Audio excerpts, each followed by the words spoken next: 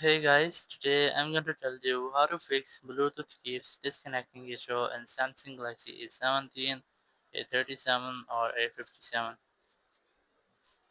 If you are using Galaxy A17, A37 or A57, you're facing the issue that your Bluetooth is keeping disconnecting. So let's see some possible fixes for this. So the very first thing is scroll in the control center and enable and disable your airplane mode. It will make a quick refresh with your all network settings, including Wi-Fi, Bluetooth, and cellular data. So if there will be any glitch or any temporary glitch, it will be fixed in this app. You might not get the issue again. Or if your issue still persists, go to settings there, go to connections, and here go to more connection settings. Make sure that nearby device scanning is enabled. Once you have done, just go back from here. I also recommend you how to go to your software update section. Click on check for updates to check for the latest software update or any pending software update if your phone might have. If you might get any pending software update, just try to download and install that software update on your phone. And once you have done, your issue might have been fixed.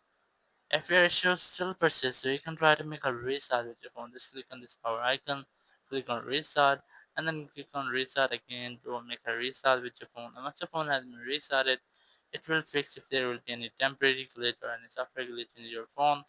It might be fixed in this tab, so you will not get the issue again.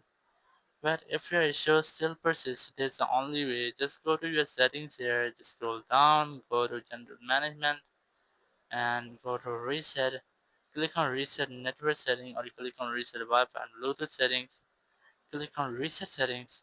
Your Wi-Fi and Bluetooth setting will be reset. So now you have to remember, if you're trying to reset your settings or your network setting, it will remove your saved Wi-Fi passwords. If you might have any saved Wi-Fi passwords, so you can also get a backup of them. And once you have done, your issue might have been fixed and you will not get that issue again. Thank you very much for watching the video. Until next video, bye.